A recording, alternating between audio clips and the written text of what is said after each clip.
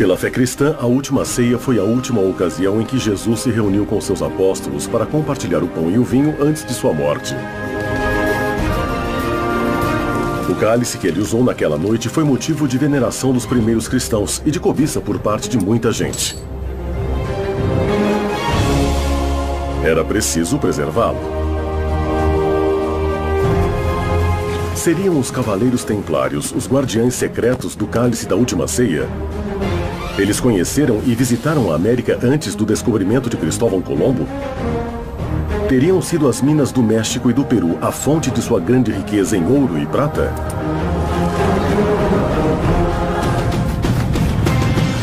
Os Templários fugiram para a América e esconderam o cálice ou o Santo Graal na Patagônia? Os nazistas conheciam o segredo dos Templários e dos Jesuítas e exploraram a América do Sul em busca do Graal. O Graal ainda estaria na América? Quem o procura atualmente? Os Templários na América.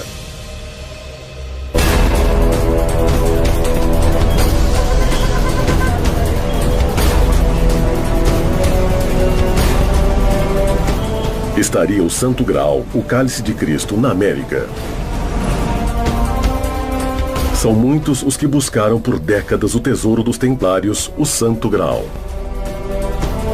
Os nazistas buscaram o Santo Graal em lugares variados do mundo, inclusive nas Américas. A campanha de propaganda nazista se alimentou de uma série de objetos vindos da antiguidade, buscando na Idade Média o elemento diferenciador da Alemanha frente aos outros estados europeus.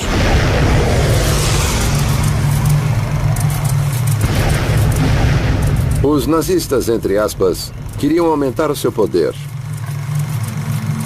Por isso queriam o Santo Graal e buscavam a lança de Longinos também.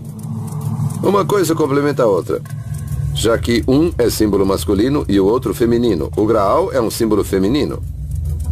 Queriam porque eram símbolos de poder ou porque achavam que poderiam lhes dar mais poder. Alguns afirmam que os nazistas estavam convencidos de que o Graal estava na América. Muitos vinculam Hitler à busca ao Santo Graal e alguns pesquisadores confirmam essa teoria. Mas existe uma investigação em particular que se concentra na busca ao cálice sagrado na América Latina. Há um grande interesse em encontrá-lo porque supostamente o Santo Graal tem poderes místicos que, dependendo de como são manipulados, podem trazer o bem ou o mal. Por isso, tanto interesse de muitas seitas de encontrá-lo.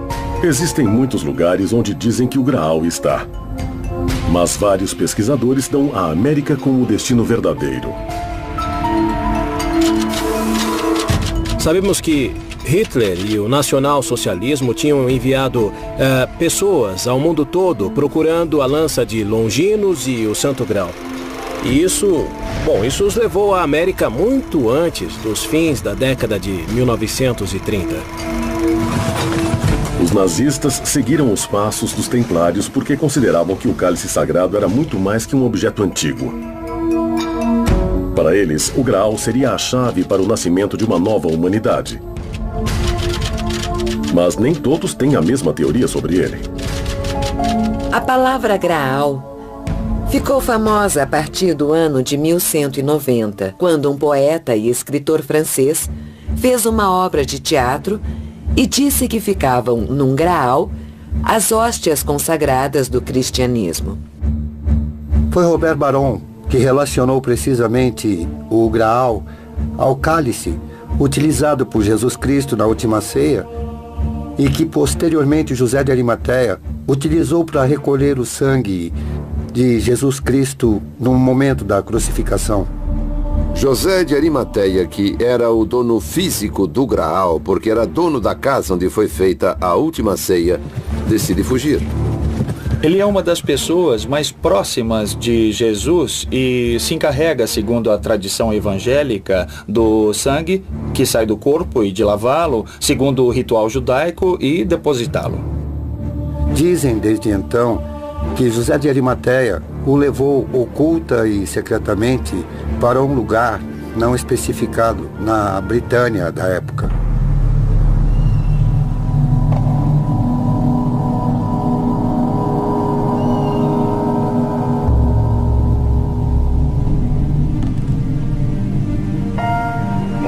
falamos de 4 cálices, porque durante toda a história medieval falava-se de vários Santo Grau. Inclusive, há pouco tempo, o famoso romance de Dan Brown fala de várias investigações que aconteceram, que eram conhecidas no meio. A genialidade de Dan Brown está em fazer tudo de forma didática, compreensível e numa ambientação de romance, para que se entenda tudo isso. Mas durante a história, houve uma série de confusões muito grandes.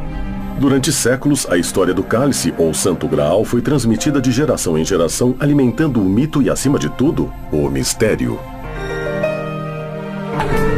Muito mais adiante, uns anos depois, um inglês faz uma obra famosa e justamente nela fala sobre o Santo Graal. No relato José de Arimateia e a História do Graal, escrita por Boron, Jesus, já ressuscitado, aparece para José de Arimateia e entrega o Graal a ele para que ele leve à ilha de Britânia e construa lá a primeira igreja cristã em Glastonbury. Lá também deveria ser criada uma dinastia de guardiães cavaleiros para manter o Graal a salvo. Seriam os famosos Cavaleiros Templários os sucessores dos primeiros guardiães do Graal? Templários é um nome genérico que se dá aos pobres cavaleiros de Cristo e do Santo Sepulcro de Jerusalém. Foi uma ordem militar internacional fundada em 1120, com o objetivo de proteger os peregrinos que faziam a viagem até a Terra Santa. Mas quando chegam à cidade de Jerusalém, o rei Balduíno I diz que vai dar um lugar a eles no que foram as cavalariças do tempo do rei Salomão. E daí em diante eles adotam o nome de Templários. Templários porque vão viver no Templo de Salomão. Os Templários tinham direito sobre suas conquistas na Terra Santa e podiam construir fortalezas e igrejas próprias, o que deu grande independência e poder a eles. No ano de 1118, surge na Europa uma ordem monástica com o propósito de cuidar dos lugares santos, de cuidar das cisternas e abastecimentos de água para os peregrinos que chegavam aos locais sagrados. A finalidade principal dos Cavaleiros Templários sempre foi e continua sendo a de guardar o Santo Graal. Inicialmente, a ordem é criada com 9 cavaleiros. Até esse momento, os 9 cavaleiros não estavam constituídos legalmente como uma ordem. Mas esses 9 cavaleiros ficaram utilizando a ordem do templo durante 15 anos. E não, eles não protegeram os peregrinos coisa nenhuma. Dizem que a ordem do templo rapidamente obteve sua fama e poder graças a todas as suas riquezas.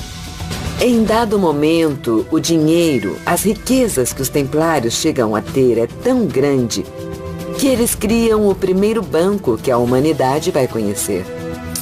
Em consequência, o que vem a partir da segunda metade do século XI é um intenso processo de monetarização da economia e a introdução de metais preciosos na economia europeia. De tal maneira que no território mediterrâneo se inicia um crescimento do comércio e com ele o desenvolvimento do capitalismo mercantil, como vamos conhecer no século XV. Foi uma descoberta assombrosa para a humanidade porque foi a primeira vez em que ninguém teria que transportar valores através de rotas e de passagens, tornando os roubos impossíveis. Com uma ordem de pagamento expedida pelos templários, era como se o dinheiro tivesse passado de um banco para o outro, como fazemos atualmente através das redes de internet. Com isso, os templários, que tinham domínios em toda a Europa Ocidental, mas cuja zona privilegiada de atuação era precisamente a Terra Santa, vão se tornar, digamos, intermediários importantes dessas redes de comércio. Assim, eles ganharam algum privilégio sobre as rotas comerciais e, em consequência, se beneficiaram da chegada de metais preciosos. Em consequência, por um outro lado, esses metais preciosos podiam ser revertidos em seus próprios domínios. A Ordem do Templo conseguiu obter um grande poder econômico e em muito pouco tempo criando ao seu redor uma grande intriga sobre a origem de sua riqueza. O pesquisador Alejandro Vega Osorio sustenta a teoria de que a riqueza dos templários vinha de um novo continente e chegava em um porto secreto. O porto de La Rochelle era um poderoso porto militar secreto que a Ordem Templária tinha nas margens do Atlântico, na França. Esse porto concentrava todas as negociações templárias. Todos os caminhos convergiam para esse porto onde não entrava ninguém. Mas era nesse porto que chegava a prata que vinha da América, prata que saía do Paraguai, já processada em forma de lingotes, e era embarcada no porto de Santa Catarina, no Brasil. E a América ainda não tinha sido descoberta. Quando a ordem foi fechada no ano de 1307, muitos templários que fugiram da fogueira pegaram esses barcos. O mito e a lenda também dizem que alguns desses barcos podem ter vindo para a América. Se os templários transportaram prata da América, significa que eles podiam ter conhecimento do continente muito antes que Colombo descobrisse. Mas será que eles chegaram seguindo rotas de velhos conquistadores, como os vikings? Os vikings chegam à América entre os anos 982 e 986, liderados por Eric o Ruivo. Pouco tempo depois, no ano 1000, seu filho Leif Erikson chega às terras continentais e funda algumas colônias no que hoje é o Canadá e o norte dos Estados Unidos. Existem evidências de que os vikings visitaram a América fundando colônias no norte da América e fizeram incursões até o centro e o sul do continente. Segundo o pesquisador José Lídio Andraça, os vikings tiveram uma forte presença em todo o continente americano. Mas existem evidências sobre isso nos mapas europeus da época? Fala-se da existência de um mapa conhecido como Mapa de Vinland. É um mapa-mundi viking do século XIII, onde se pode ver uma massa de terra no Atlântico chamada de Vinland. E nos diz que ela foi visitada no século XI por exploradores. Esse mapa provaria que Vinland seria nada mais que a terra que conhecemos hoje como América. É importante perceber duas coisas nos vikings. Primeiro, que não eram conquistadores. Não chegam ao Peru, não chegam à América, não chegam a lugar algum como conquistadores, mas como migrantes e só. Alguns especialistas, como José Riquelme, têm a teoria de que os templários seguiram os passos dos vikings, usando suas rotas até o continente americano. Bom, tiveram comunicação com a América e desenvolveram uma série de travessias comerciais. E nessas viagens, a Ordem do Templo os acompanhou. E não se esqueça que essas viagens à América tinham um propósito principal. Mas nem todos os pesquisadores estão de acordo com a teoria da relação existente entre templários e vikings. Não existe nenhuma relação entre templários e vikings.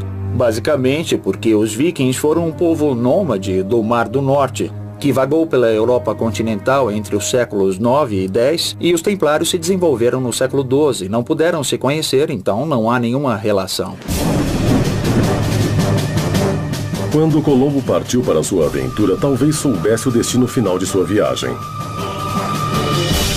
Será que conhecia a possível existência do Graal em um novo mundo que ainda não havia descoberto? Por que nas suas caravelas havia cruzes templárias desenhadas nas velas? Os Templários na América.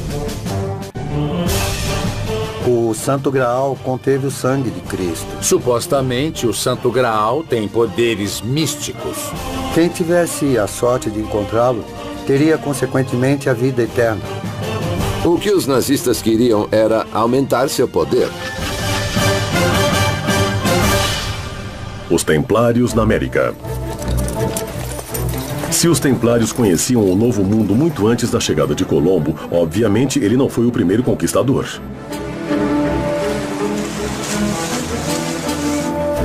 Era por isso que havia cruzes templárias desenhadas nas velas dos barcos de Colombo? Ele esperava chegar a um reino templário?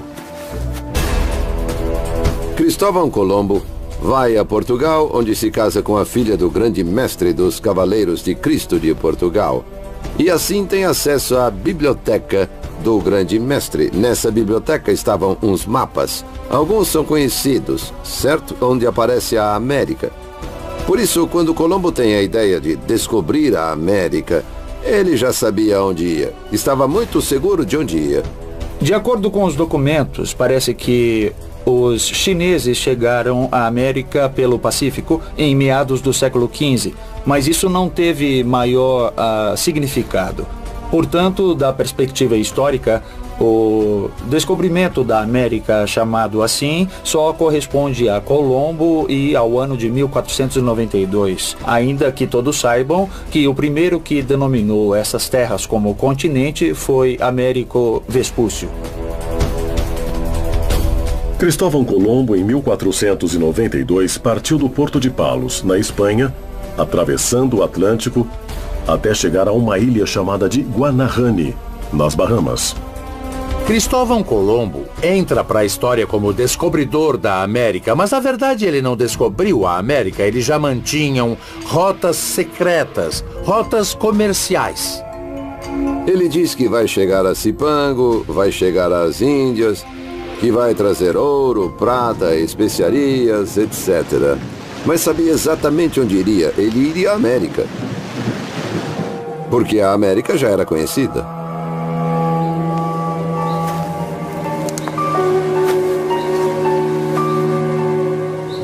Dizem que Colombo seguia os templários e por isso colocou cruzes templárias nas velas de suas caravelas.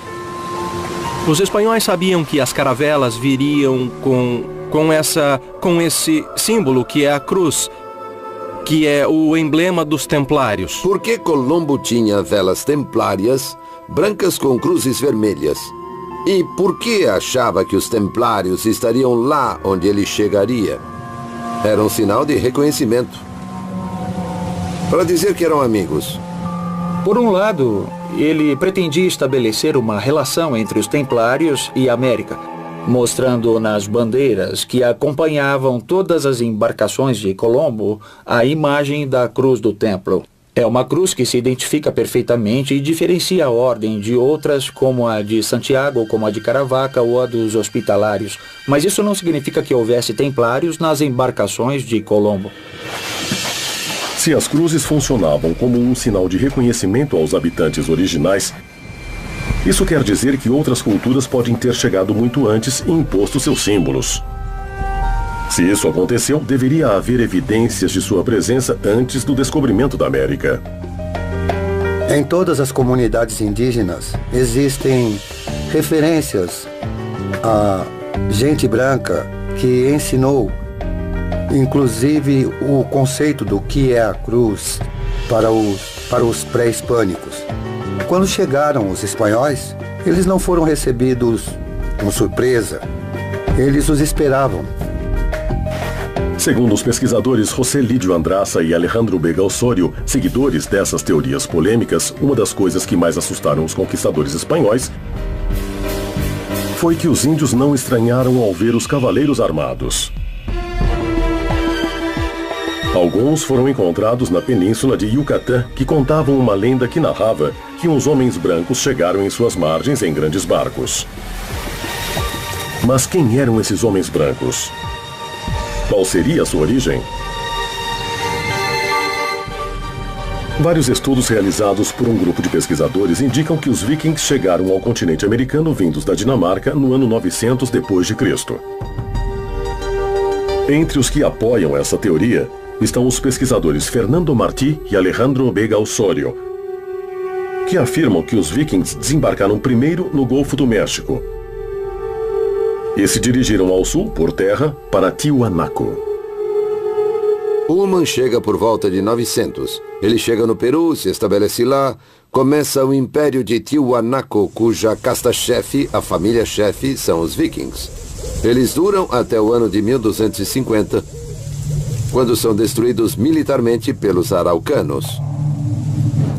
Antes dos templários, houve muitas correntes imigratórias na América que seguiram até o sul. Os templários puderam chegar porque existia um império viking dinamarquês em Tiwanaku. O difusor da teoria sobre a presença templária na América foi o oficial nazista e SS francês Jacques-Marie de Maillet. De seus livros se tira grande parte das hipóteses que hoje seus seguidores tentam provar. Jacques de Maillet era meu pai. Ele chegou à Argentina em 1946. Era antropólogo, biólogo, honoris causa em medicina no Canadá e estudou durante muitos anos, mais de 30 anos, a influência que os homens brancos tiveram nas civilizações europeias até chegar ao homem branco na América, digamos.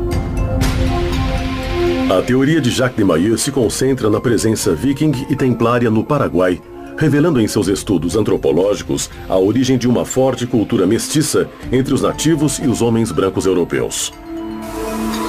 Ele vai ao Paraguai porque, além de ter contato com membros do governo paraguaio, ele tinha dados da presença de vikings no Paraguai.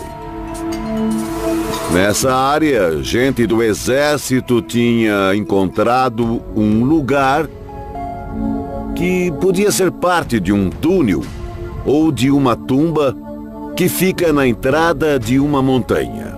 Existia um cemitério viking nessa área. Sabemos de lendas, mitos que o professor Vicente Pistilli revelou bastante. Ele escreveu, aliás, escreveu muito sobre eles. Ele lançou livros a respeito, falando da mitologia guarani, que é uma mitologia viking em muitos aspectos. Graças a Deus, tive a sorte de participar de uma das primeiras expedições, onde se estudou o índice cefálico, o índice colorimétrico. Essa presença nórdica é refletida no seu próprio gene. Esses nativos são diferentes do resto, são barbudos, característica própria dos nórdicos, têm aspectos ou características nas mãos, na coroa da cabeça que os deixa diferentes, bem diferentes dos malásios e polinésios. Inclusive, muitas vezes, se vamos pelo interior do país, nós encontramos com nativos loiros e barbudos que nós olhamos e dizemos, mas espera aí, esse aí é um viking de tamanho pequeno, com certeza. Se considerarmos a presença viking na América e temos pistas dos templários na Europa sobre a existência de americanos, talvez tivessem que existir então vestígios templários na América.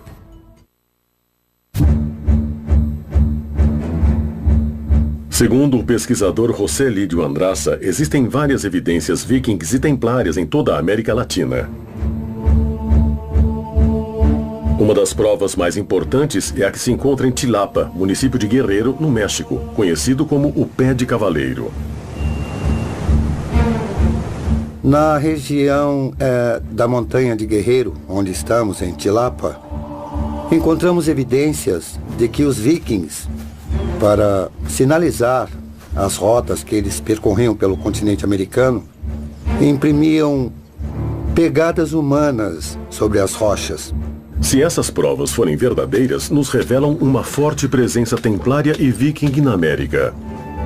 O importante nessas pegadas é que estão viradas todas invariavelmente para o norte. Jacques de Maillet nos diz no seu livro que Colombo chegou depois, se referindo a elas como sinais de que os templários passaram por essas terras pelo continente americano. Essas descobertas de ruínas e vestígios nos revelam que existiu uma forte presença viking e templária no México. Isso indicaria que a ordem tinha muito interesse nesse novo continente. Mas o que eles buscavam? O objetivo final era a criação de uma nova ordem mundial? Podem ter transportado o Santo Graal da Britânia para o México para esse fim ou buscavam outra coisa nessas terras? Os Templários na América. Por que Colombo tinha velas templárias? E por que achava que os templários estariam lá onde ele chegaria? Dizem que Colombo seguia os templários E por isso colocou cruzes templárias nas velas de suas caravelas. Antes dos templários, houve muitas correntes imigratórias na América. Os templários, para sinalizar as rotas que eles percorriam pelo continente americano, imprimiam pegadas humanas sobre rochas. Os templários na América. O Graal estaria nessas terras da América? Ou as incursões por essas terras estariam relacionadas a outro interesse da ordem? Não existe nenhuma referência em datas que nos indique que o Graal foi transportado ao México pelos templários.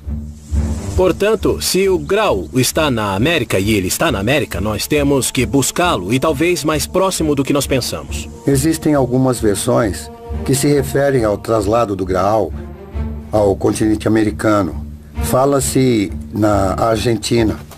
Foram encontrados elementos que indicariam o claro poder econômico que tinham os templários e que revelariam um importante segredo relacionado a um mineral retirado desse continente: a prata. Muitos pesquisadores asseguram que os templários buscavam na América esse mineral muito valioso para a Europa. A exploração do ouro é coisa de muito tempo, e isso não foi só um resultado da presença viking e templária, que já era conhecida. O mistério está em de onde tiravam a prata, de onde extraíam a prata, que era cunhada e circulava na Europa. A Ordem do Templo na América cunhava a prata e usava esses caminhos. O Peabiru, que era o caminho que os vikings utilizavam para poder transportar a prata e o ouro das minas da Bolívia até o Atlântico. Segundo as investigações do antropólogo Vicente Pistilli, a Rota da Prata nascia nas minas da Bolívia, descia até o sul dos rios, chegando ao Paraná e ao Rio de la Plata, para atravessar o Atlântico até um porto estratégico na costa norte da França chamado La Rochelle. Os templários participaram de todo o processo de desenvolvimento do capitalismo. Desde o século IX, a Europa assiste a um crescimento econômico impulsionado por um aumento demográfico e por um crescimento na produção de cereais. A partir dos templários, podemos dizer que se cria o banco no mundo, os primeiros bancos que vão existir no mundo. E por que isso? Porque a partir de um concílio ecumênico, eles vão ter poder de aceitar dinheiro. A prata era um meio adequado à transação. Por isso se diz que os templários buscavam a prata. Segundo conta o pesquisador Pistilli, os incas do Equador imprimiam prata em moedas com apenas uma face. Eles adquiriram esse conhecimento na Europa. Os caminhos eram muito perigosos nessa época e os templários tinham guardas em cada 24 horas de caminhada. A prata era um mineral muito escasso. Nem na África, nem em toda a terra conhecida naqueles tempos, existia a quantidade suficiente para que os templários manejassem suas transações econômicas. Você não tinha dinheiro, não era em espécie. A espécie era depositada no lugar de saída, se davam aos templários e eles te davam uma letra de câmbio. Uma das descobertas mais importantes sobre o manejo da prata e o adiantado sistema financeiro dos templários foi feita pelo pesquisador da SS, Jacques-Marie de Maillet. Entre as descobertas feitas pelo meu pai no Paraguai, e que para ele é de muita importância, porque encerra toda a pesquisa que tinha feito sobre a viagem dos templários à América antes de Colombo, foi quando ele encontrou uma fundição de prata. Não sabia o que era aquela canaleta até que um engenheiro informou que é onde ela fica quando ela é fervida, quando a prata está quente. Aí ela produz uma espuma e tudo mais. E a prata era fundida e transformada em lingotes para poder ser transportadas nos barcos como lastro. Entre as descobertas dele há um molde de terracota de barro cozido, que é exatamente do mesmo tamanho dos lingotes que depois, em algum momento, se descobriu que eram os lingotes da prata que os templários levavam para a Europa. Construíram várias catedrais em todo o continente. Seu poder econômico superava o do Papa. Os templários, como eram grandes construtores e tinham uma grande experiência, chegavam trazendo seus construtores. Traziam pedreiros, maçons. Na realidade, a tradução de maçom é pedreiro. Traziam porque pertenciam também à Ordem Templária, esses construtores que na Europa tinham construído todas as imensas catedrais. Os recursos saíram de algum lugar. E esse era o grande segredo, que foi guardado, naquele tempo, a rota comercial de toda a prata. Tinham permissão para emprestar a juros altos que chegavam até a 50% ao ano. Tudo isso junto com as vendas que exploravam os campesinos. Mas todos os negócios distribuídos pela Europa gerou uma fortuna altíssima. Isso fez com que reis se endividassem e gerou muitos inimigos, entre eles o rei da França.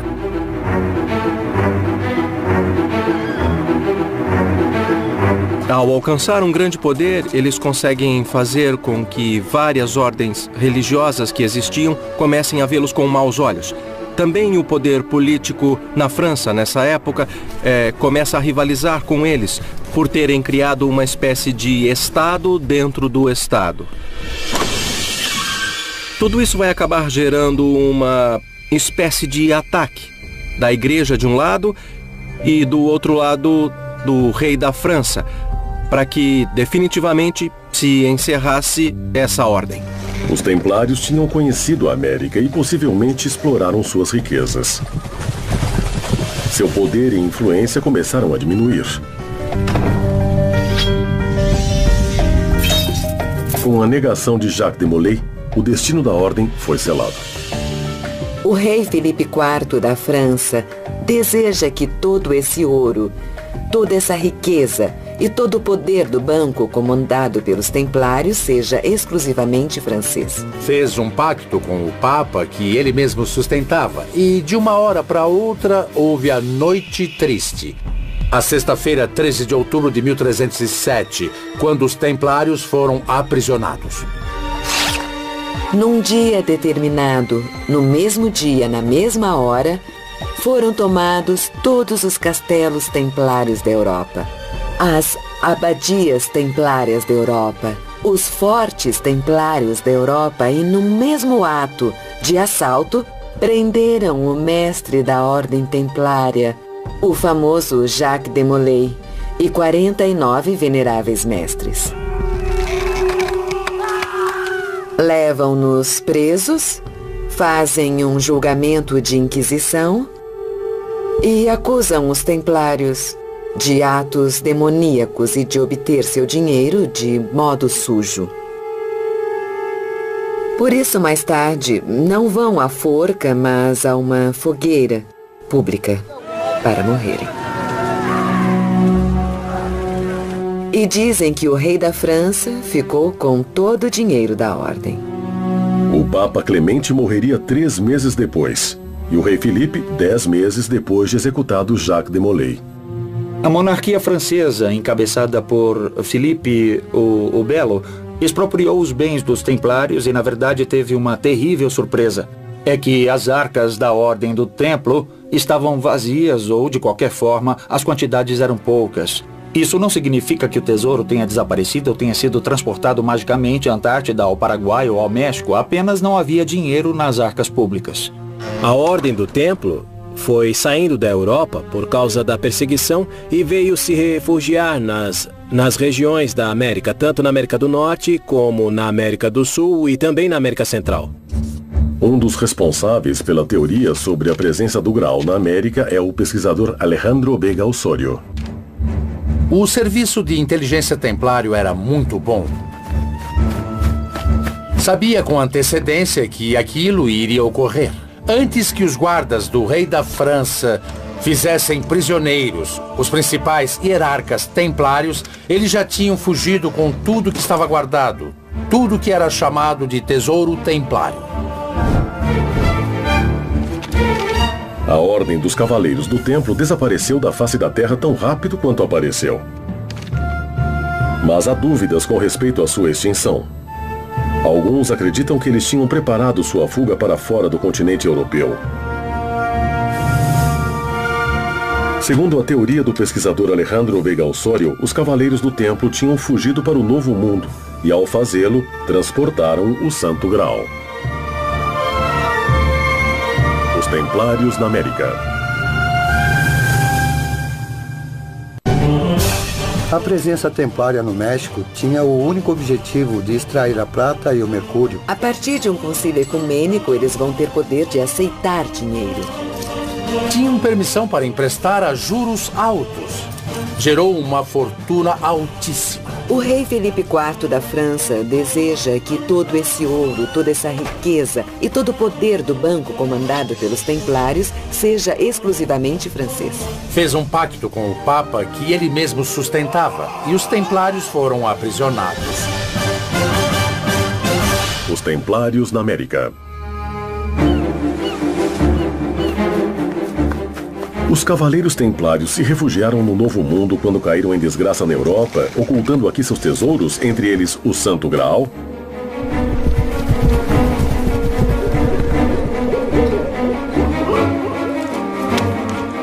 Dados os objetivos da Ordem e a rápida propagação no continente, alguns pesquisadores como Sérgio Roa especulam sobre a teoria de que os jesuítas poderiam ser os herdeiros dos Cavaleiros da Ordem do Templo. A relação entre jesuítas e templários pode ser vista em alguns pontos diferentes. Por um lado, se tratam de ordens que, sendo reconhecidas pela Igreja, têm uma série de atribuições especiais.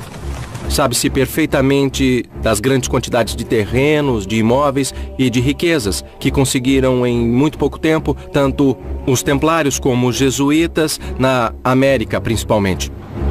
Santiago do Chile, Chile.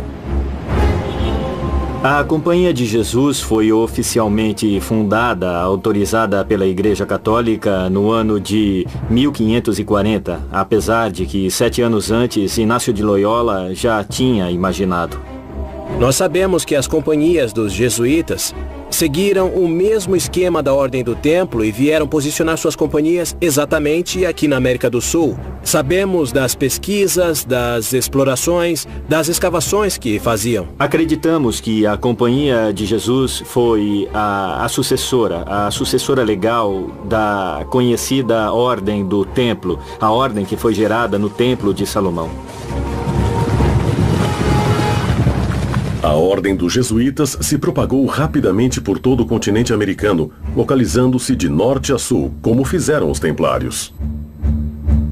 Os jesuítas são uma ordem cristã, religiosa, católica, muito importante. E talvez uma das mais fortes que tem a Igreja Católica. Forte em todo sentido. Forte em sentido espiritual, em sentido intelectual, no sentido de sua formação. É lógico, então, que o Santo Graal interessasse a eles. Era um interesse em Deus, um interesse no Espírito Santo. Os jesuítas se constituíam como uma ordem e diziam eles que onde estivesse um jesuíta estava toda a companhia. De tal maneira que a educação se tornou a arma mais poderosa que a ordem poderia ter. Mas não tem nada a ver com os templários.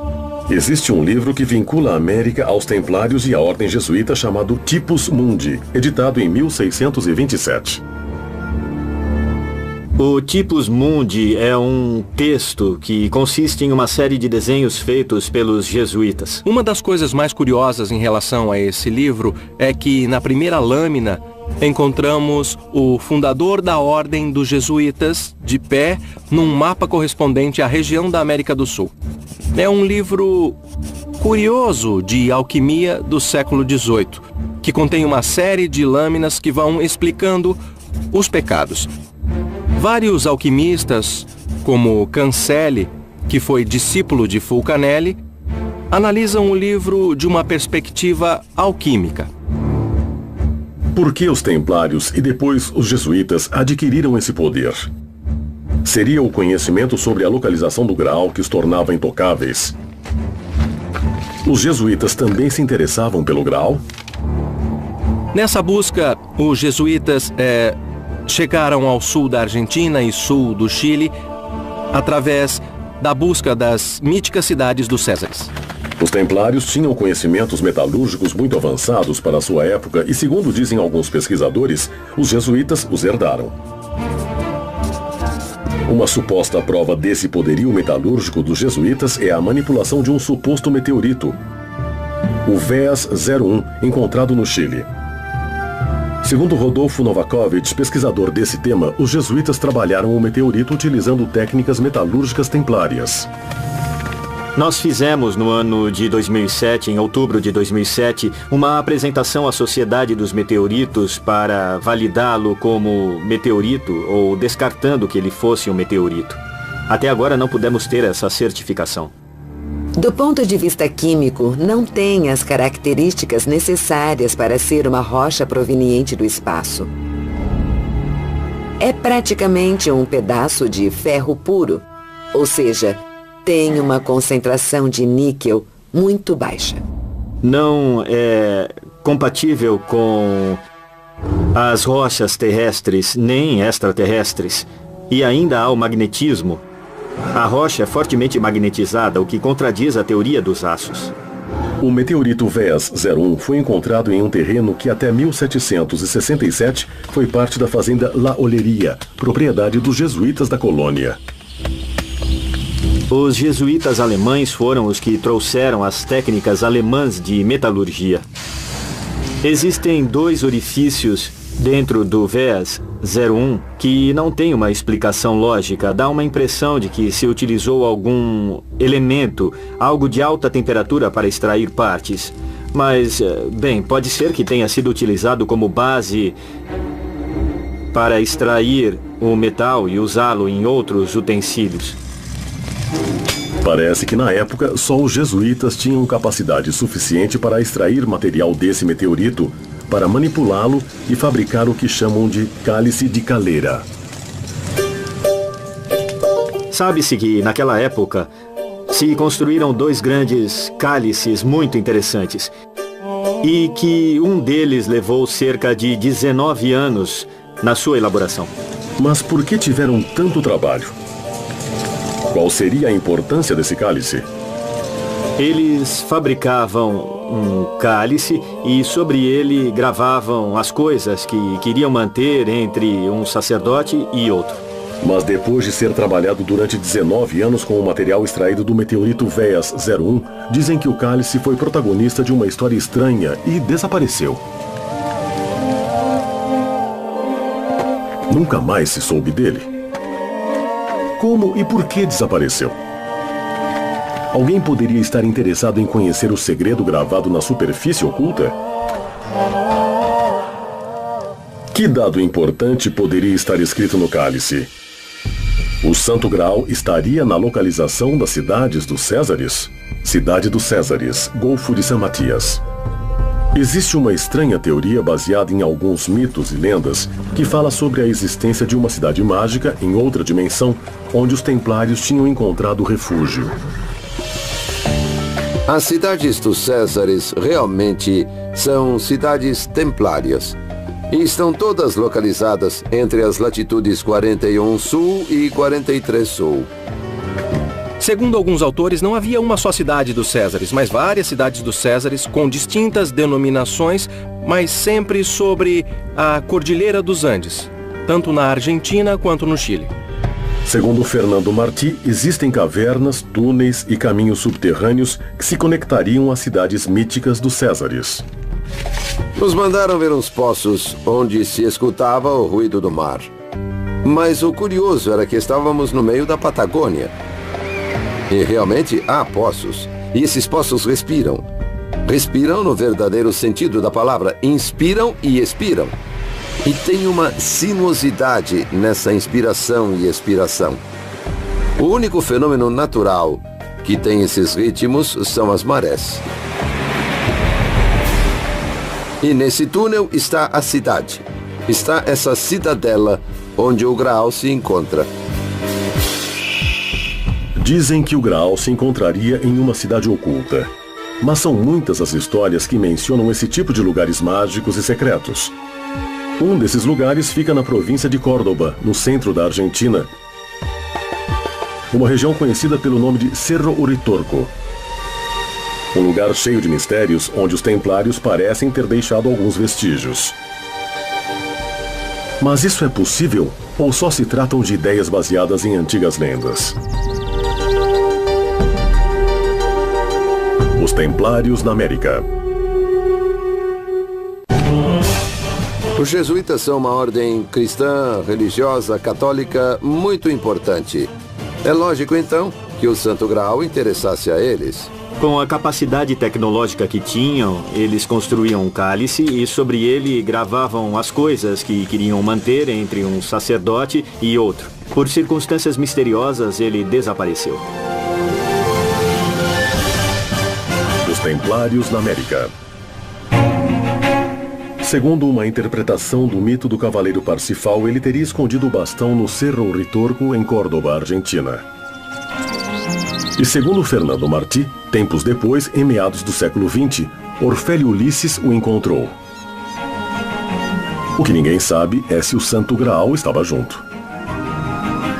O que chamam de bastão de comando, se convencionou chamar assim, foi descoberto por um senhor que aparentemente era de etnia indígena e se chamava Orfélio Ulisses Herrera.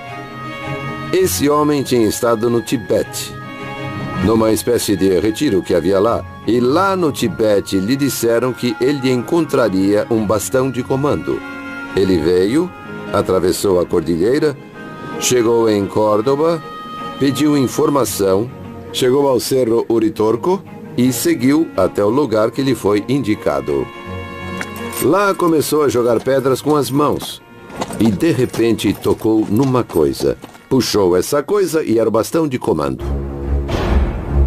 O professor Guillermo Alfredo Terrera, na época era o professor titular de antropologia da Universidade Nacional de Córdoba e era um especialista, pode-se dizer, nos cometingones. Era um especialista nos cometingones e também em Uritorco. E foi ele, na verdade, quem nos iniciou nesse tema e nos aconselhou, ele já estava um pouco velhinho, e nos aconselhou a irmos até o sul buscar o Graal. O mito no qual se baseiam alguns pesquisadores diz que o bastão de comando que Parsifal trouxe seria para eles uma prova inequívoca da existência do Graal na zona do Cerro Uritorco, na província de Córdoba, na região central da Argentina. Os nazistas buscavam algo além do Graal. Dentro dessa ideia, dentro desse desejo de ir conseguindo esse tipo de peças míticas, Hitler queria o bastão de comando porque ele acreditava nessa hipótese de que ele daria poder a quem o possuísse.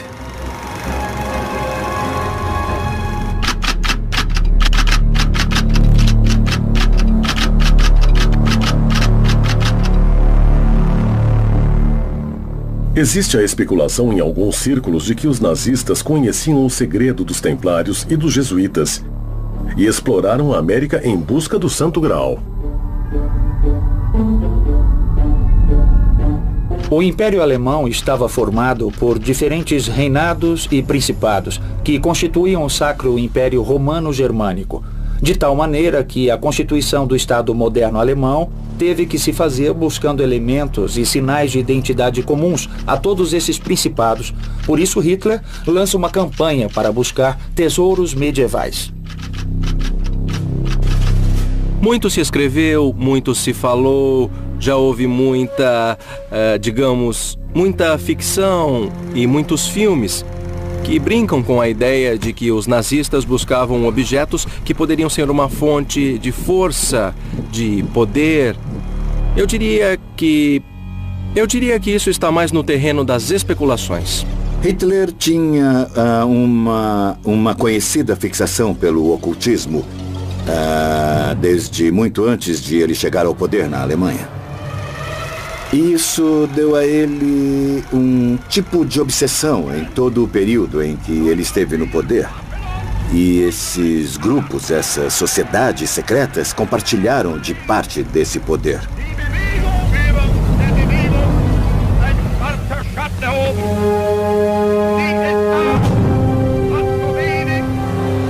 Dentro desse perfil esotérico e ocultista que tinham os nazistas, particularmente Hitler, o Santo Graal era uma peça que não podia faltar, digamos, em sua coleção de objetos míticos. O nacional-socialismo, com essa ideia de criar uma raça superior, tinha de um lado uma face que não era ligada ao divino, e sim a uma questão muito terrena e muito criminosa, que era o que eles chamavam de programa de limpeza racial. E um programa de... também era chamado de programa de eutanásia nazista. Criminosa, que era o que eles chamavam de programa de limpeza racial. E um programa de... também era chamado de programa de eutanásia nazista, que era destinado a melhorar, entre aspas, a raça ariana. Na primeira metade do século XIX, com o ressurgimento das sociedades secretas em todo o mundo ocidental, os templários seriam uma boa base para alimentar o mito e as formas estruturais dessas sociedades secretas. As teorias de muitos pesquisadores, como Jorge Camarasa e Fernando Martí, dizem que durante e depois da Segunda Guerra, os nazistas chegaram às costas da América do Sul não só para se refugiarem, mas buscando os tesouros da ordem.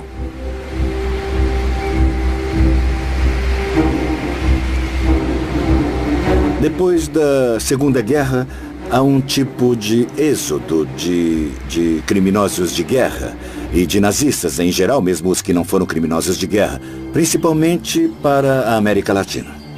Sabemos que Hitler e o nacionalsocialismo tinham enviado pessoas ao mundo todo procurando a lança de Longinos, com a qual Cristo havia sido perfurado, também a Arca da Aliança, e tinham buscado o Santo Graal. Agora, isso os levou a esses pontos da América muito antes, lá no fim da década de 1930. O senhor Heinrich Himmler, que era o chefe da SS, sabia que o Graal estava na Patagônia. O que nos consta é que procuraram, como também procurou o chefe desse partido, que era o senhor Adolf Hitler, procurou na Patagônia. Nos anos 45, 46, 47, ouviram-se muitíssimas versões de que ele teria vindo para cá. Alguns nazistas sabiam dessa hipótese dos templários na América. Há um caso paradigmático, que é o de um antropólogo, Jacques de Maillet.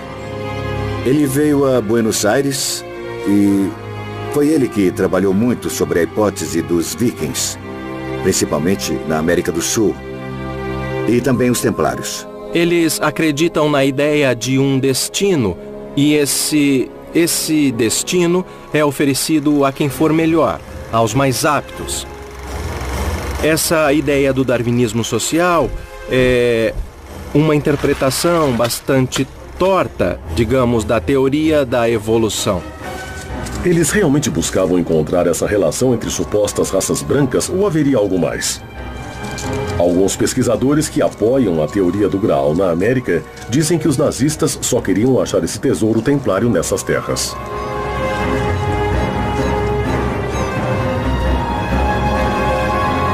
Os Templários na América. Dentro desse perfil esotérico e ocultista que tinham os nazistas e Hitler em particular, o Santo Graal era uma peça que não podia faltar em sua coleção de objetos míticos. O senhor Heinrich Himmler, que era o chefe da SS, sabia que o Graal estava na Patagônia. O que nos consta é que procuraram. Ele queria o bastão de comando porque ele acreditava nessa hipótese de que ele daria poder a quem o possuísse. A história é essa.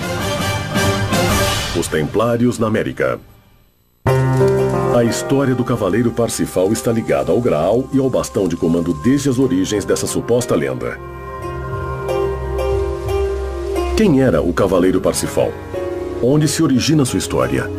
Wolfgang von Eschenbach, o trovador alemão, escreveu uma obra onde descreve toda a vida de Parsifal. Von Eschenbach é muito conhecido porque ele foi o autor do libreto de Richard Wagner para a ópera Parsifal. Percival Galês, ou Parsifal, é um cavaleiro terreno. Isso quer dizer que não tem um ar sacro particular, mas representa todos aqueles homens que, com seu trabalho e sua piedade, e sobretudo por levarem uma vida de acordo com os valores eclesiásticos, lhe é concedido a graça de contemplar o Graal. É um fenômeno quase místico de contemplação do divino. Segundo a lenda, Parsifal era um cavaleiro templário encarregado de deixar o Santo Graal junto a um bastão de comando sagrado, conhecido também como Pedra da Sabedoria. Mas nós nos interessamos porque, em uma circunstância, ele se fez merecedor de ser o guardião do Graal.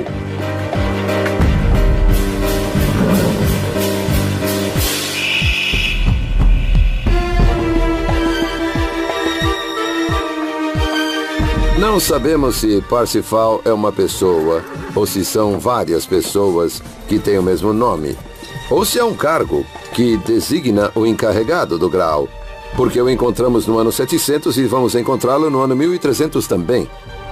Então, 600 anos não é todo mundo que vive. Segundo pesquisadores, Parsifal chegou a uma terra estranha e buscou o local para depositar sua preciosa carga: o Santo Graal e a Cruz dos Templários. Sua missão consistia em deixar esses elementos junto a uma pedra chamada de Bastão de Comando, nas cercanias do Cerro Sagrado de Uritorco, na província de Córdoba, na região central da Argentina.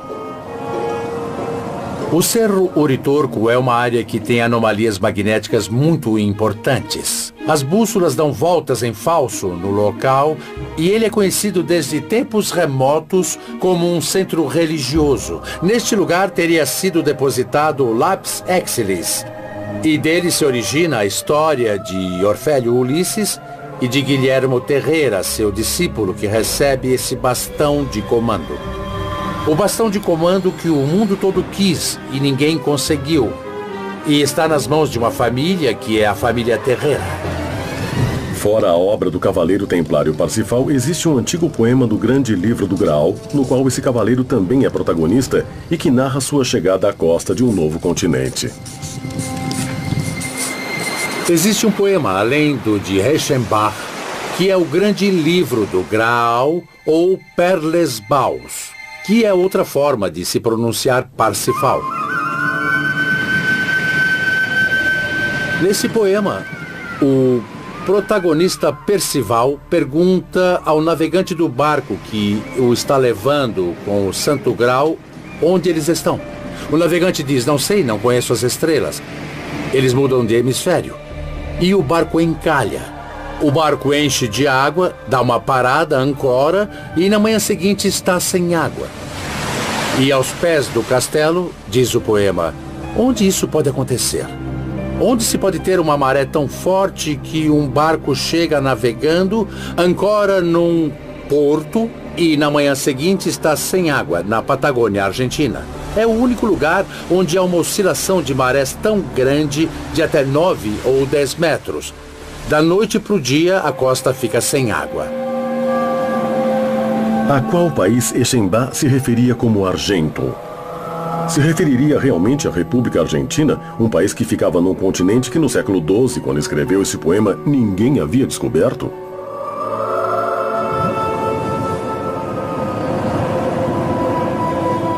Parte do tesouro templário está na Patagônia, precisamente nas cercanias de Telsen e sob o planalto de Somuncurá. O Graal e o bastão de comando escondidos, segundo os escritos por Parsifal, foram intensamente procurados pelos nazistas. Entre as hipóteses que os nazistas tinham nesse afã de coletar várias coisas, eles chegaram a pensar na possibilidade dos templários terem trazido o Santo Graal à América do Sul. É indiscutível a presença nazista na América, no Paraguai e em tudo o que seria o Brasil, a Argentina, a Bolívia, o Uruguai. E não estamos falando só apenas dos nazistas do Terceiro Reich. Estamos falando de 1943, 1945. O senhor Heinrich Himmler, que era o chefe da SS, sabia que o Graal estava na Patagônia. Por isso havia tanto interesse da Alemanha nazista na região. Por isso chegaram submarinos nazistas na Baía Sem Fundo. Nesse lugar, há muito mais do que se pensa. Nem todos os nazistas se estabeleceram e exploraram o centro da Argentina. Também se dirigiram mais para o sul do país, para a Patagônia, atrás de rastros do Graal. Depois da Segunda Guerra, aconteceu um tipo de êxodo de criminosos de guerra e de nazistas em geral, mesmo os que não foram criminosos de guerra, principalmente para a América Latina. Sabe-se que muitos submarinos nazistas chegaram à costa da Patagônia e também se fala de sua chegada à Antártida durante e depois da Segunda Guerra Mundial. Era só uma via de escape ou tinham uma missão secreta relacionada à busca do Graal? A chegada dos submarinos nazistas à costa argentina durante e depois da guerra tinha a ver principalmente com o desembarque de algumas pessoas e de alguns bens. Essas tripulações decidem vir para a América do Sul, especialmente para a Argentina, onde sabiam que seriam bem recebidos, porque isso já tinha acontecido com os tripulantes do Drapspen em 1939, ou seja, chegavam a um lugar amigo, chegavam a um porto seguro. O caso da Patagônia é parecido com o caso de Córdoba, digamos, que oferecia lugares pouco habitados, afastados. Aqueles que vinham da Europa alpina, eu vou chamar assim, encontravam na Patagônia, quando chegavam, um espaço, um local similar à geografia de onde eles vinham. Depois da rendição alemã na Segunda Guerra Mundial, em 10 de julho de 1945, o submarino U-530 se entregou em Mar del Plata. E em 17 de agosto do mesmo ano, o submarino U-977. Há muitos documentos que provam a chegada dos submarinos.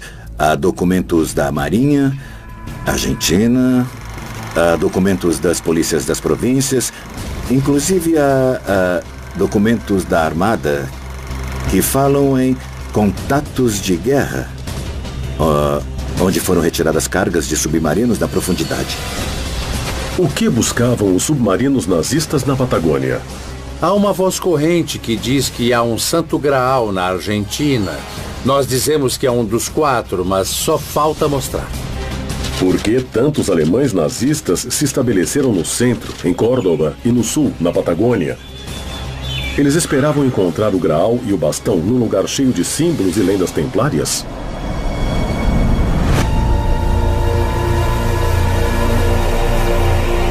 Os Templários na América.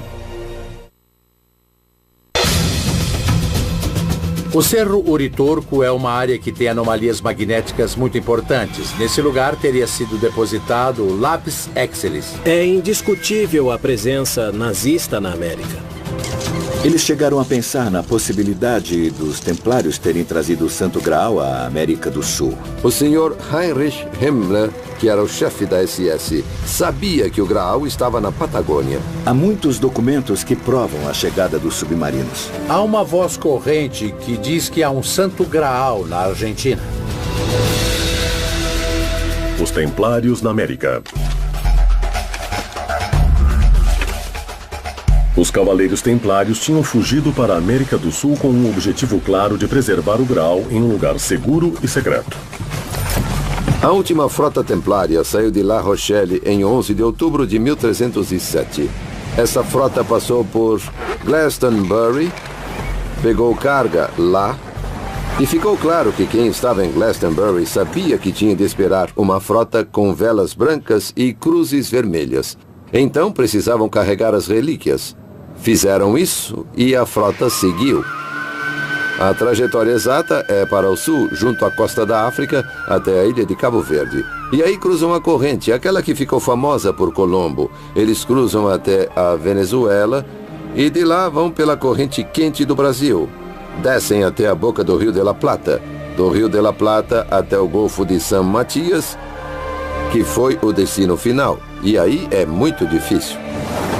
Segundo o pesquisador Fluguerto Martí, a frota templária carregou o Santo Graal na Grã-Bretanha e o primeiro destino a que chegou foi um porto chamado El Fuerte, no Golfo de San Matías, ao sul da Argentina. Rio Negro, Golfo de San Matías. O forte é um lugar que fica no Rio Negro, perto da praia. É um planalto. É uma ilha, praticamente, que forma uma espécie de planalto, onde se diz que foi o primeiro enclave templário na região. Mais ou menos no ano de 1840 veio a nossas terras um geógrafo francês chamado Juan Antonio Victor Martin de Mouchy, que foi contratado para fazer um atlas, um mapa de toda a Confederação Argentina. Esse atlas consta de 30 lâminas. Em três desses mapas, aparece o Golfo de San Matías e aparece com o sinal que se punha nos fortes e uma legenda que diz Antigo Forte Abandonado ou Ex-Forte Abandonado, em francês Ancien Fort Abandonné.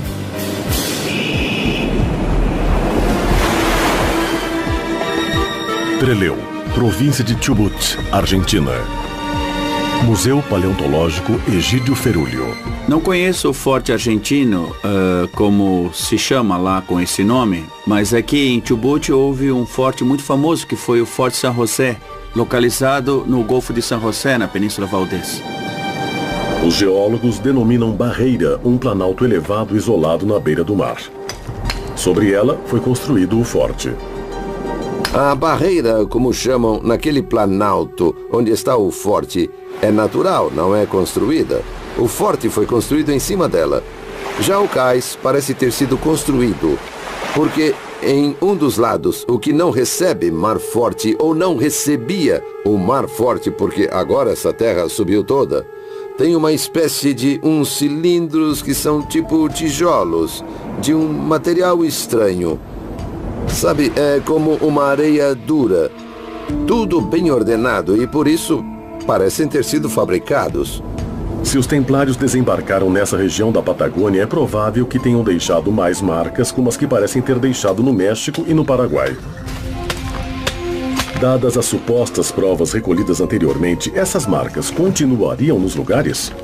Deixaram como obra as cruzes, os respiradouros, há respiradouros feitos, construídos, que têm relação com as subidas e descidas das marés. Estamos falando já dentro do território, não na costa, já bastante dentro do território. Há evidências de que há rios, porque o ar que sopra desses buracos, desses respiradouros, está relacionado às marés. Ao abandonar o forte costeiro, dadas as provas coletadas, os templários também seguiram o curso do rio Chubut, levando seus tesouros até um lugar-chave. Ponte Henry, rio Chubut.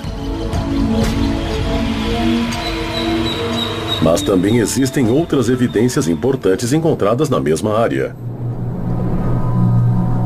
Cemitério Moria, Trelew, Argentina. Há um cemitério galês com umas 50 tumbas mais ou menos, muito antigas. Mas há uma tumba, uma tumba que é a mais antiga de todas. É uma relíquia.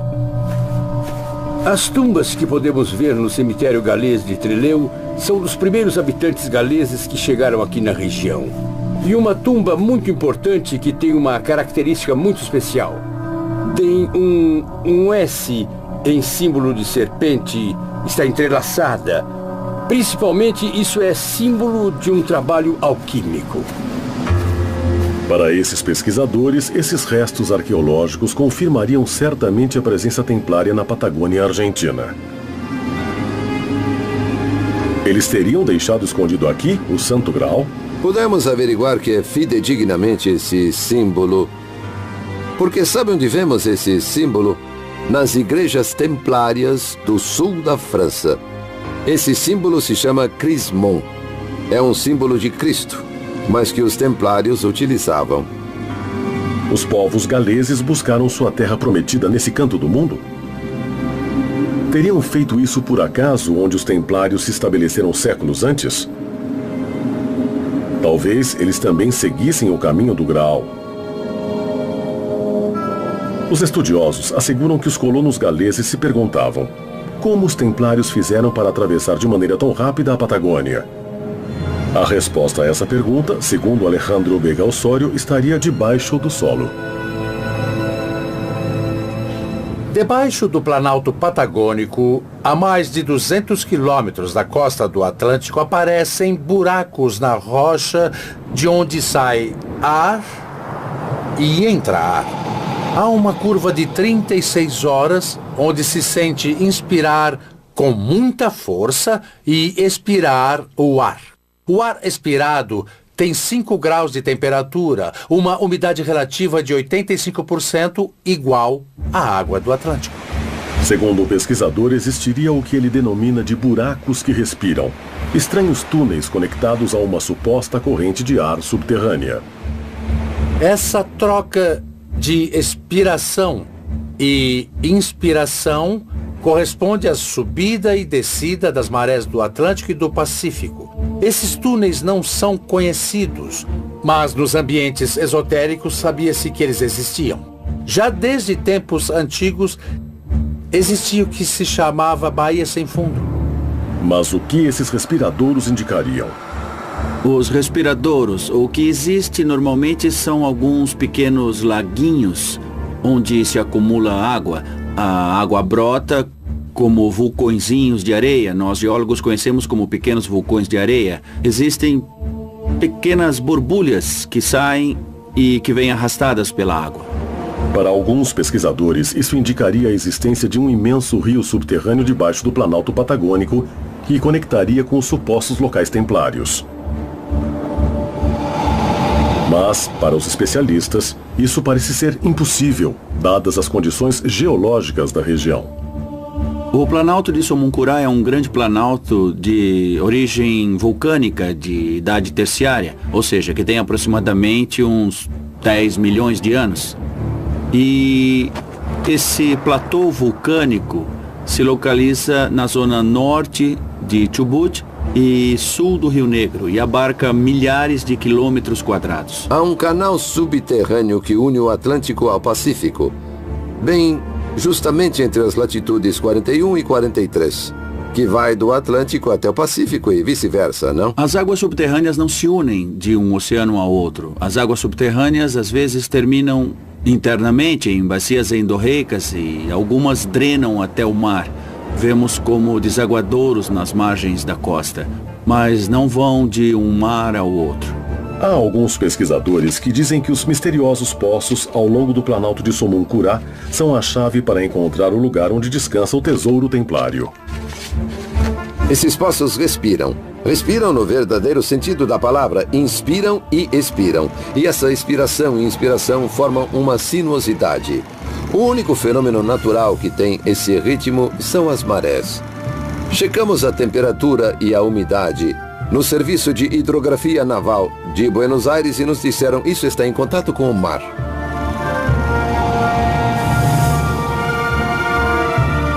Segundo os pesquisadores, existe uma estranha teoria que diz que os nazistas chegaram ao continente sul-americano entrando com seus submarinos pelos rios subterrâneos.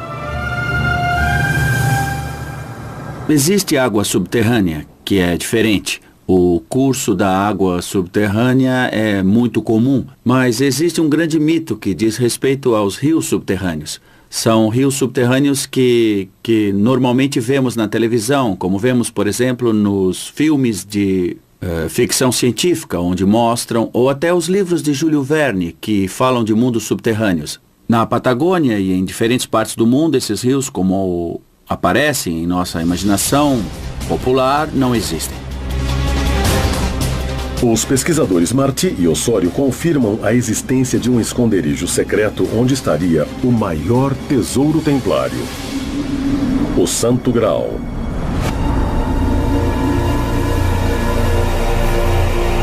Os Templários na América. Esse forte é um planalto, onde se diz que foi o primeiro enclave templário que houve na região.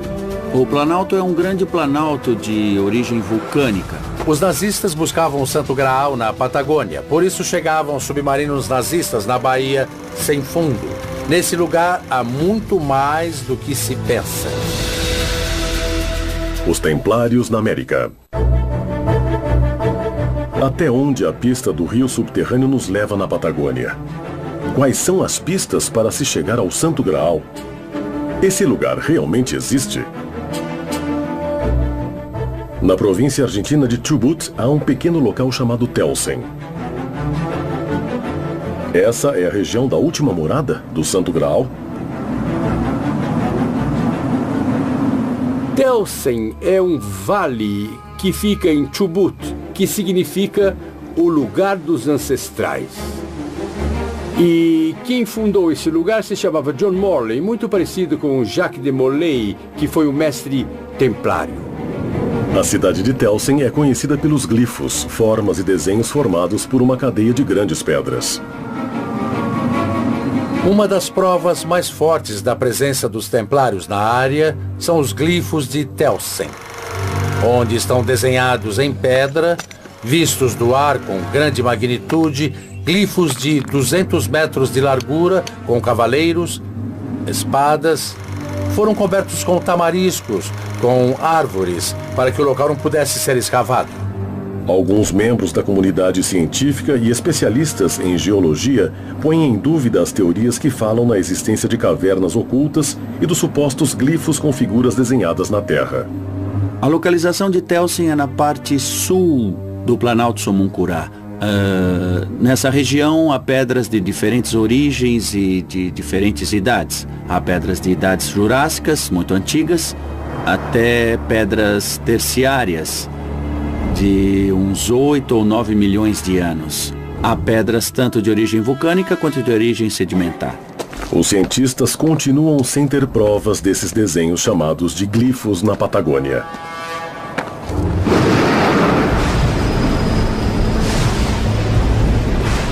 Existem provas de vikings e de templários na Patagônia, principalmente em umas pedras encontradas em escavações feitas ao lado do rio Chubut, perto de Trelew, onde há runas vikings, principalmente a runa de Balala, que é a runa absoluta dos vikings. Está em todas as pedras. Essa runa se encontra implícita em todas as pedras encontradas. Telsen é reconhecida por muitos pesquisadores como o destino final do tesouro da Ordem Templária, onde também se diz que se encontram as cidades dos Césares e até onde os rios subterrâneos chegam. Cidade dos Césares, Golfo de San Matias. Chamam cidades dos Césares porque há duas teorias. Uma diz que quem a descobriu foi um dos conquistadores que chegou à Patagônia e se chamava César. Então ficou como cidades dos Césares. Outra diz que a beleza dessa cidade é tamanha, e tamanha a riqueza e o tesouro desse lugar, que o atribuem ao Império Romano, a César.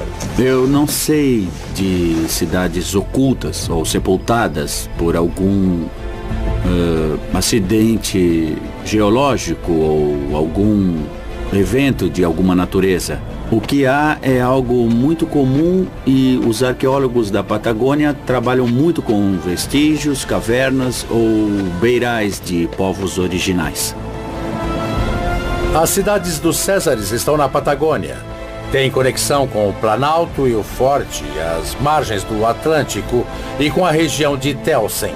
O que é a região de Telsen? Era uma estrada por onde passava a quarta rota da Prata, que conectava diretamente à Serra do Vulcão, na província de Buenos Aires. Essas rotas eram protegidas por tribos afins que eram de brancos, todos brancos. Alguns falam na hipótese que revela a existência de uma cidade oculta em uma quarta dimensão, na qual se chega atravessando um portal energético localizado na região de Telsen. Uma teoria fantástica controversa, que muitos cientistas veem como improvável. Há muitos que dizem que é uma cidade errante, que fica entre as duas dimensões, entre a terceira dimensão e a quarta dimensão. e às vezes desaparece da terceira, por isso é muito difícil encontrá-la. É uma lenda como a de Eldorado, na região da América Central. A lenda sobre essas cidades dos Césares está ligada à região de Telsen, mas por que ninguém pode explicar sua localização? Existe um grande silêncio entre os habitantes da localidade de Telsen que se negam a dar testemunho sobre o tema. O Graal e a Cidade Oculta parecem ser um segredo bem guardado pelos habitantes locais. Um mito difícil de se comprovar, um mistério que ainda continua sem resposta. É muito evidente que os habitantes de Telsen se negam a falar sobre o Santo Graal e sobre todas as coisas que se encontram em Telsen, porque temem um pouco por sua pequena população, seu pequeno lugar.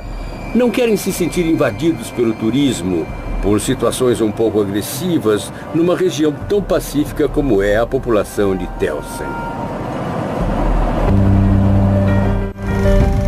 Os indícios encontrados levam os pesquisadores do Graal a uma região, a formação rochosa de Telsen. Segundo os pesquisadores Fernando Martí e Alejandro Vega Osório, se trataria de uma porta finamente talhada que claramente parece ser uma porta selada, obstruindo a entrada para um túnel. Essa seria a misteriosa Porta de Telsen? A Porta de Telsen é o que nós chamamos de Porta de Pedra. Não existem provas tangíveis, apenas teorias baseadas em mitos e lendas sobre a suposta porta onde se esconderia o Santo Graal. Dizem que o Santo Graal está na Porta de Telsen. Seria importante cruzar essa porta para ver se o encontramos. Apesar de todos indicarem a região como tal, ninguém pôde chegar ao lugar exato onde ela fica. Há poucas pessoas que dizem ter visto essa estranha porta de pedra. Também se fala da existência de um único documento em película ou filme que revelaria a imagem da misteriosa Porta de Telsen.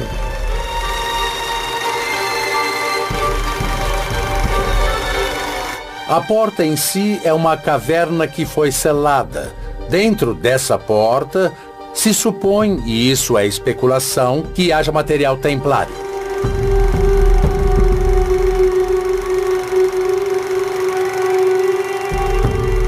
Normalmente onde há uma caverna, há mais de uma, e elas podem estar alinhadas.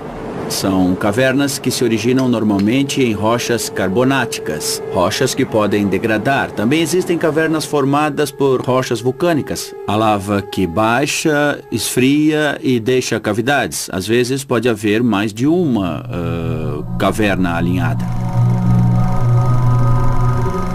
Aparentemente, é uma porta de rocha ou de pedra, mas que está fechada, que está num maciço montanhoso, um maciço de pedra montanhosa. E que dá toda a sensação de ser uma porta que está fechada por dentro. Acredita-se que atrás da Porta de Telsen está o Santo Graal. O Santo Graal parece ter o poder de se esconder para não ser revelado. Ninguém pode dizer com exatidão o lugar onde fica a porta. Pode-se observar a menção de uma porta na região de Telsen. As imagens que eu vi não me indicam que exista uma porta. Me parece mais exatamente uma formação de uma rocha vulcânica, muito similar a uma porta, mas que só tem o aspecto de porta. Estamos falando sempre de rochas vulcânicas. As imagens nesse filme são supostamente as únicas provas atuais da existência da Porta de Telsen, o lar do Santo Graal. Seriam essas provas um claro indício de que o Santo Graal estaria em Telsen, na Patagônia Argentina? É realmente possível que a Porta de Telsen seja sua última morada? Supostamente, a história diz que os templários continuam existindo, não mais vestidos com túnicas brancas, obviamente, porque tudo se renova e desde que veio da Europa, enfim, todas as lendas vão se distorcendo cada vez mais. Uma cidadela, um enclave, que está devidamente protegido por 1000 metros de basalto vulcânico.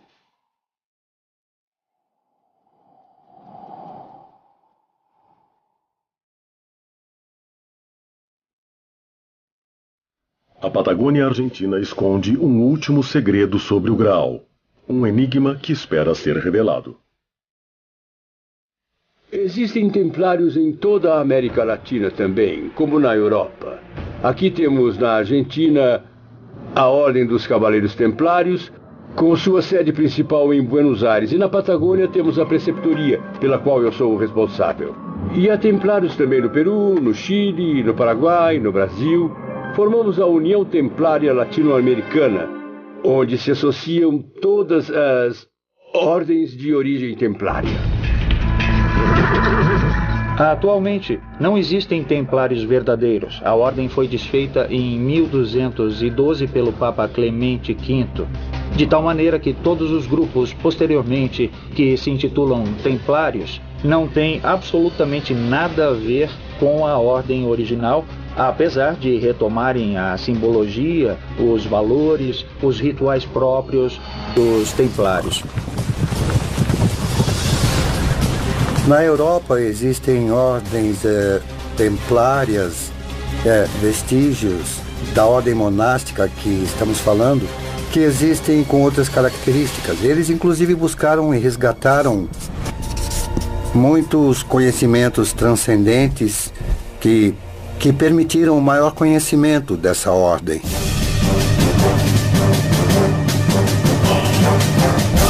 O Graal sabe se cuidar. Tata Dios é muito inteligente e soube se colocar onde não poderiam encontrá-lo, não poderiam destruí-lo, porque pode ter gente má que queira destruí-lo. Todas as pistas recolhidas pelos pesquisadores apontam para o continente americano como suposto destino do Graal.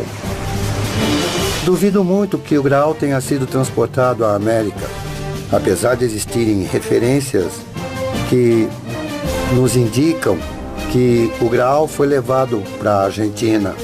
Acredita-se que o Graal chegou à Patagônia junto com todas as relíquias que saíram do porto de La Rochelle.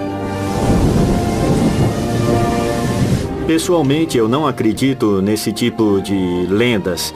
Temos que ser respeitosos com a tradição e acredito que seja muito importante resgatar a cultura dos povos.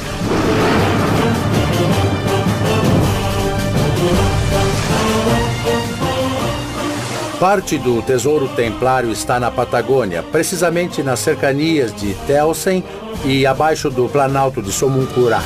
Pesquisadores de todo o mundo continuam encontrando pistas do Graal e todas apontam o continente americano como seu destino. Mas realmente estamos diante de um mito ou de uma realidade que quer se esconder? Enquanto isso, na cidade de Telsen, o segredo templário parece estar muito bem escondido.